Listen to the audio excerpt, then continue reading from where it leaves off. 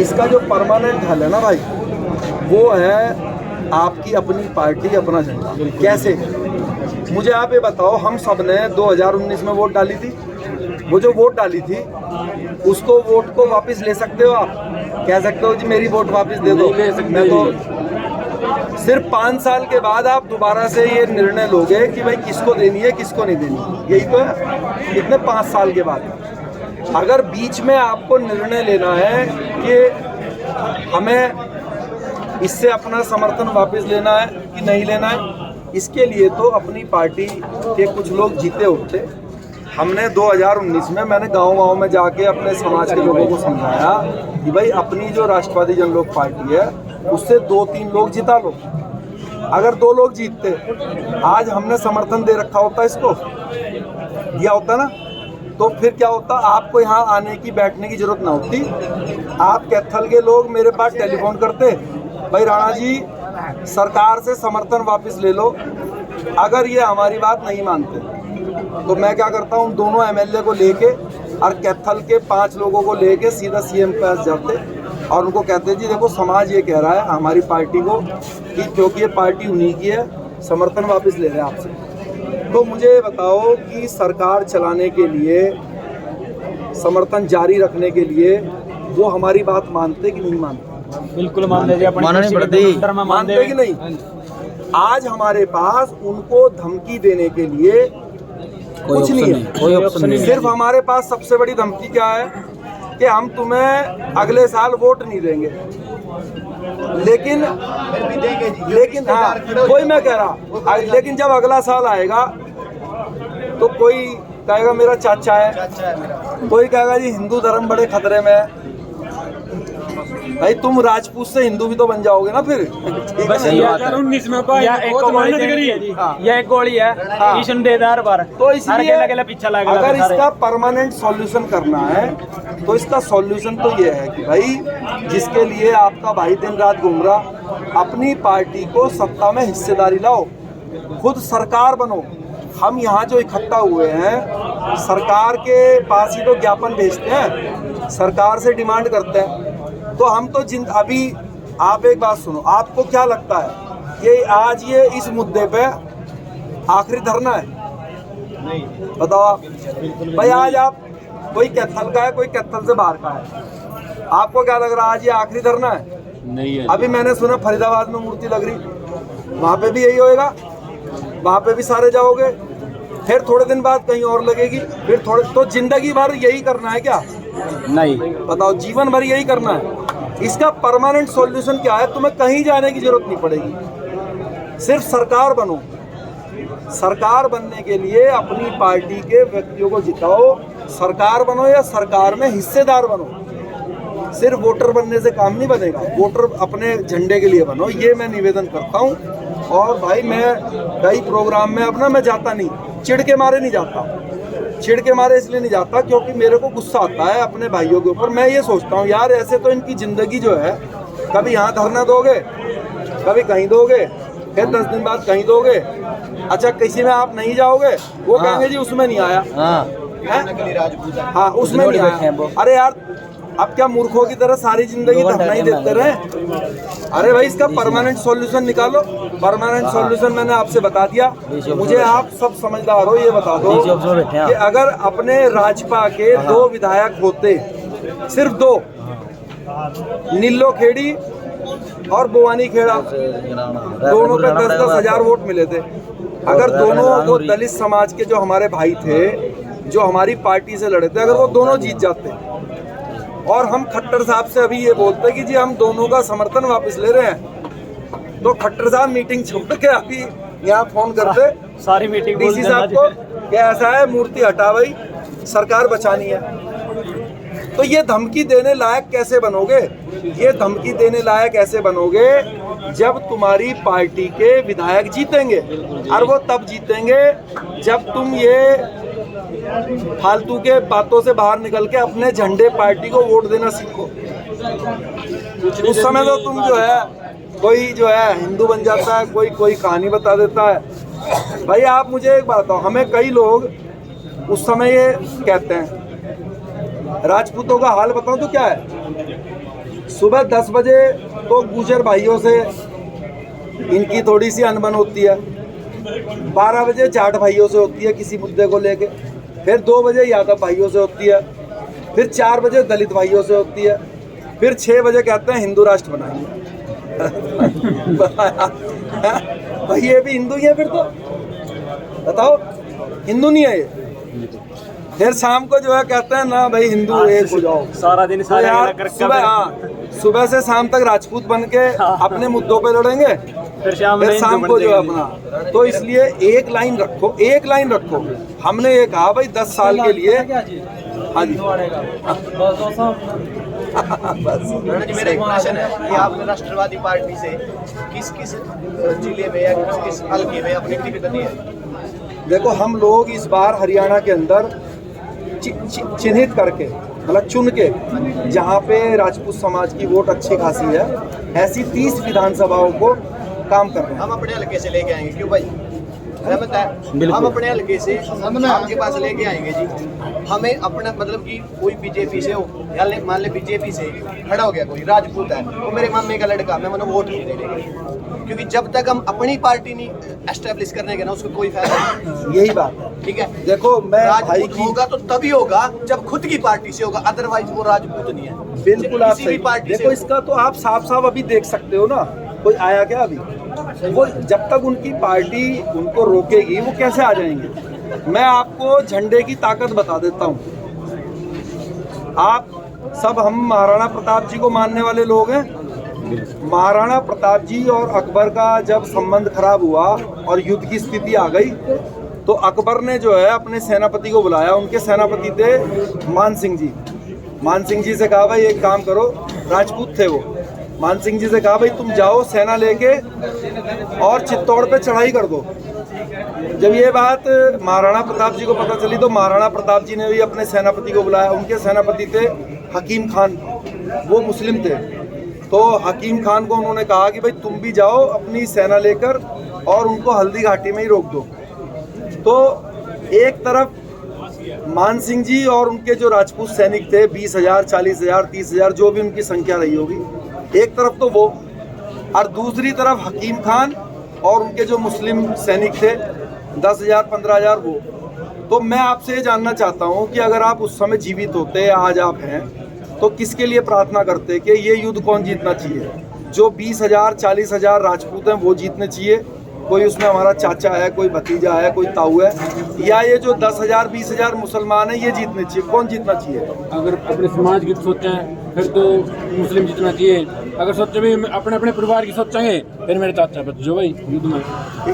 अब जो लोग ये सोचते हैं कि भाई राजपूत जीतने चाहिए, तो मैं आपसे ये पूछना चाहता हूँ, हम एक एक बार दोनों को जीता हुआ मानते हैं। अब राजपूत जिता लेते हैं पहले, भाई मान सिंह जी जीत गए।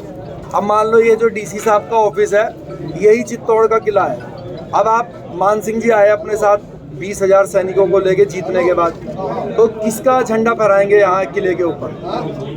अकबर का। मान सिंह जी तो अकबर का फहराएंगे। अकबर का ले महाराणा प्रताप वाले का नहीं यार, महाराणा प्रताप तो अपनी कौम के वास्ते है। नहीं, मान सिंह जी जीत गए भाई, मान सिंह जी जीत गए, तो मान सिंह जी किले के ऊपर किसका झंडा फहराएंगे? अकबर का फहराएंगे। और हकीम खान जीत जाएगा तो वो किसका फहराएंगे? वो अपना फहराएंगे। तो इस बात से हमें क्या बात समझ में आई कि जीत जो है वो झंडे की होती है। अगर झंडा आपका होगा, आपके झंडे से अगर दलित समाज का विधायक भी बनेगा ना, तो भी वो आपके विधानसभा में आपका ये मुद्दा उठाता। और अगर वो राजपूत भी होगा, चाहे वो बसपा से हो, मान लो आप पसंद के हो ना, नहीं फरक से हाँ, मान लो कि किसी विधानसभा से बसपा से कोई राजपूत विधायक जीत भी जाए, तो जो बहन जी कहेंगी वो वही तो करेगा, या वो आपकी बात रखेगा? तो ये बीजेपी वाली बात वही। तो इसलिए ये जो जितने भी पार्टियां हैं ना भाई, ये सारे राजनीतिक दल हमें सिर्फ इस्तेमाल करते हैं, कोई हिंदू के नाम पे, कोई किसी नाम पे।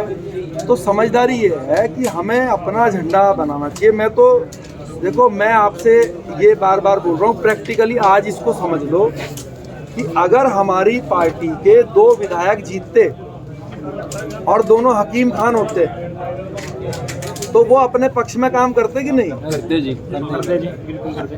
आप एक बात बताओ, इस घटना को आप आज की घटना को सोच लो। आज हम यहाँ कई हजार लोग इकट्ठा हुए, ठीक है। आपकी अपनी पार्टी होती और उस पार्टी ने सरकार में सहयोग करा हुआ होता, आप लोग क्या करते? सबसे पहले अपने पार्टी का जो यहाँ पे कैथल में बंदा होता उसको बोलते भाई राणा जी को बोल दो या तुम्हें बोल रहे हैं हम, ये हमारे समाज का मुद्दा है और जो मुद्दा हल नहीं हुआ तो भाई ये ठीक नहीं रहेगा। तो वो मेरे को बताते, मैं उनसे बोलता कि भाई विधायक जी एक काम करो, जाके सीएम साहब से मिलो और उनको बता लो भाई अगर आपने मुद्दा हल नहीं करा तो हम आपसे समर्थन वापस ले लेंगे। तो ये बताओ समर्थन बचाने के लिए होता कि नहीं काम? अब तक हो जाता नहीं? बिल्कुल जिस दिन ज्ञापन दिया था उसी दिन ही हो जाता। लेकिन दिक्कत यह है कि आपने अपनी जो लाइन है वो सिर्फ ज्ञापन देने वाली रखी हुई है, बस जिंदगी भर दे जाओ ज्ञापन। तो मैं कई लोग मुझसे ये शिकायत करते हैं, राणा जी आप कभी कभी ऐसे कार्यक्रमों में आते नहीं। मैं ये जानता हूँ कि ऐसे कार्यक्रम में आके कोई रिजल्ट नहीं निकलता और मैं जीवन में कोई वो काम नहीं करना चाहता कि जिसका कोई रिजल्ट ना निकले। भाई हम यहाँ बैठ के अपनी एनर्जी वेस्ट करी ना, मेरे को अपनी चिंता नहीं है, मेरे को जो यहाँ पे 1000-2000 जो युवा आए हुए हैं उनकी चिंता है। भाई उन्होंने अपना पैसा खर्च किया, इतनी दूर से आए, एनर्जी वेस्ट करी और यहाँ से कुछ लेके ना जाएं, क्या फ़ायदा हुआ? मैं ऐसा रास्ता बता रहा हूँ कि आपको धरने पे बैठना ही नहीं पड़ेगा कभी, किसी भी मुद्दे के लिए। जो भी मुद्दा होगा बस कान में आके बोलना है। भाई साहब अगर पूरी सरकार हुई हमारी, मान लो हमारे 35 आदमी जीत जाएं, हम ऐसी रणनीति पे काम कर दें, फिर तो पूरी सरकार आपकी है, फिर तो आपने कोई चिंता की बात ही नहीं है, फिर तो सारी चीज़ें अपनी है। लेकिन मान ले 10 ही जीत गए, 10 तो जिता लोगे। मैं सीट बता देता हूँ, अगर एक हो जाओ ना वो 10 सीट कोई माई का लाल हरा नहीं सकता। लेकिन राजपूत विधायक नहीं होगा, विधायक होगा अन्य समाज का, वोटर होंगे आप। वैसे भी आपने किसी को वोट तो देना ही, अपने झंडे को दे लो। लोग 200 आदमी इकट्ठे करते। मैं आपको उदाहरण दूं, आपने सुना होगा राजस्थान में अभी जब चुनाव हुए 4 साल पहले, तो जो बहुजन समाज पार्टी है उसके 6 विधायक जीत गए मायावती जी के, और जो 6 विधायक जीते 6 के 6 जो है हमारे ठाकुर साहब थे और पंडित जी थे। जब जीत गए तो मायावती जी ने एक प्रेस कॉन्फ्रेंस करी दिल्ली में और ऐसे बैठी, 3 विधायक इधर बैठाए और 3 इधर बैठाए और कहा इन 6 विधायकों का समर्थन जिसको भी चाहिए, कांग्रेस बीजेपी में से जिसको चाहिए उसको समर्थन देंगे जो पार्टी दलित समाज के ऊपर दर्ज मुकदमे वापस लेगी। कौन से मुकदमों की बात कर रही हैं वो? आपको याद होगा 2018 में सुप्रीम कोर्ट ने आदेश दिया था SC/ST कानून के खिलाफ। तो 2 अप्रैल को जो है 2 अप्रैल 2018 को SC समाज के भाइयों ने भारत बंद का आह्वान किया था, राजस्थान भी उसमें बंद हुआ था, तो हजारों मुकदमे उनके बच्चों के ऊपर लगे थे। इसको देखा देखी राजपूत समाज ने भी 10 अप्रैल को बंद का आह्वान किया, तो 10 अप्रैल को राजपूतों के बच्चों के ऊपर भी मुकदमे लगे। तो दोनों समाज के बच्चों पे मुकदमे लगे, लेकिन मायावती जी बोली कि 2 अप्रैल का जो मुकदमे वापस लेगा उसको हम समर्थन देंगे। तो कांग्रेस को जरूरत थी, तो कांग्रेस ने सारे मुकदमे 2 अप्रैल वाले वापस लेने के लिए उनसे वादा कर लिया, कर भी लिए। तो मैं ये जानना चाहता हूँ आपसे कि बहुजन समाज पार्टी और उसका झंडा ये ज़्यादा समझदार हैं जिसने इन 6 विधायकों को बेच के अपने समाज के मुकदमे वापस करा लिए, और ठाकुर ब्राह्मणों के मुकदमे जो आज भी चूके, तुम्हें कौन ज़्यादा समझदार है? मायावती झंडे वाले। हरियाणा के अंदर 18 विधानसभा रिजर्व हैं। क्या है? रिजर्व, जिसमें कोई भी SC समाज का ही व्यक्ति चुनाव लड़ेगा। इस 18 में से करीब 8 विधानसभा ऐसी हैं कि राजपूत समाज उसमें बहुसंख्यक है, जिसको चाहे उसको विधायक बना ले। जैसे बोवानी खेड़ा है, भिवानी जिले में पड़ती है, 45,000 राजपूत वोटर हैं। ये लाइव चला दे भाई खबर भाई। अब मैं ये कह रहा हूँ कि आप लाइव चला दें, मैं ये कह रहा हूँ नहीं सुनो, अब ऐसे जो है 8 विधायक आप जिता लो। कैसे? आप जो है मुलाना, बोवानी खेड़ा, नीलो खेड़ी, सिधोड़ा, ठीक है, पटौदी, और आपकी रेवाड़ी में है, क्या नाम है उस सीट का, ऐसी 8 हैं, 8 विधानसभा जिसमें एससी के लिए रिजर्व है, लेकिन राजपूतों के वोट वहाँ पे 25,000 30,000 हैं। अब आपने किसी दलित समाज के भाई को ही तो वोट देनी है, तो अपनी पार्टी के दलित भाई को दे दो। अब आपने 8 विधायक जिता लिए, आप भी चंडीगढ़ में बैठना, 4 इधर बैठाना, 4 इधर बैठाना, और कहना है इन 8 विधायकों का समर्थन जिसको चाहिए सरकार बनाने के लिए, पहले हमारे को ये डिमांडें पूरी करो। ये जिसके लिए धरना दे रहे ना, ये तो बच्चों जैसी बात है, ये तो कुछ डिमांड ही नहीं है, ये तो यूं मिनटों में होएगी। इससे बड़ी बड़ी जो तुम सपने नहीं सोच सकते, जो नौकरियां होती हैं, कहोगे ना 10,000 पुलिस की नौकरी चाहिए, तो वो भी देनी पड़ेगी, सरकार तभी बनेगी। और वैसे तो जिंदगी भर झुंझुना बजाए जाओ, हम भी बैठे हैं तुम्हारे साथ, आज यहाँ बैठे, कल को कह लेना भाई फरीदाबाद आ जाओ, वहाँ भी आ जाएंगे, फिर 4 दिन बाद कहना भाई मेरठ चलो, मेरठ भी चलेंगे, कहीं डंडे लगेंगे, कहीं बिना डंडे खाए घर आ जाएंगे। तो ऐसे तो जिंदगी भर धरना प्रदर्शन ही देते रहोगे। मैं तो ये कह रहा, एक दिन मेरे कहे अनुसार काम कर लो। फिर आज अगर हमारे होते ये 8 विधायक, किसी की हिम्मत थी आपके खिलाफ कुछ कर ले यार, सरकार में हिस्सेदार होते, जिसके मतलब आप सोचो सरकार के सामने अफसर कोई होता है, आपके 8 विधायक होते ना, यहाँ ना वो फैसला होता, यूं मिनटों में पता भी ना चलता, वहीं चुपचाप फोन आके और कब के आप सब अपने घर जाते। बस राजपूतों की गलती तो ये है ना कि अपने एजेंडे पे काम नहीं कर रहे भाई। जब तक नहीं करेंगे भाई, जब तक नहीं करेंगे तब तक जिंदगी यहाँ सड़क पे बीत जाएगी, ये बता दी मैंने आपसे। जब तक अपने झंडे पे काम नहीं करोगे तब तक जीवन सड़क पे ही बीतेगा, धरना प्रदर्शन करते हुए और ज्ञापन देने में। ये मैंने आपसे बता दिया यार। कोई ये हमारे जो यादव भाई हैं, हमारे जाट भाई हैं, हमारे दलित भाई हैं, हमारे मराठा भाई हैं, हमारे निषाद भाई हैं, हमारे मल्ला समाज के भाई हैं, हमारे कुर्मी भाई हैं, सब ने और भी पता नहीं किस किस ने अपने अपने झंडे पार्टी बना रखे, उसका वो कितना लाभ लेते हैं, तो वो बेवकूफ़ हैं। अभी कभी देखा आपने उनको करते हुए? अगर करेंगे भी तो कुछ दिक्कत नहीं होती, उनको सब मसले हल हो जाते हैं उनके। अब आप के अंदर निषाद पार्टी छोटी सी पार्टी है, हिस्सेदारी है, एनडीए में हिस्सेदारी है। अरे आप अपने 20 जिता लो यार, आप इसको तो छोड़ो। अगर हमारे 5-7 होते तो अभी तो सीधा अमित शाह जी के पास फोन खटका के मसले सुलटवा दिए होते, 1 सेकंड भी नहीं लगता। लेकिन आज जो आपने 4 साल पहले वोट दी थी, उसको डब्बे में से कोई वापस ले सकता है? नहीं ले सकता। लेकिन वो डब्बे में अगर आपने मेरे कहने से ये 2 भाई जिता दिए होते और हमने इनका समर्थन दिया हुआ होता, आप मेरे से कहते राणा जी इनका समर्थन वापस लो, समर्थन तो वापस ले सकते थे ना। समर्थन कभी भी वापस ले सकते हो, लेकिन दी हुई वोट 5 साल से पहले कुछ नहीं हो सकता।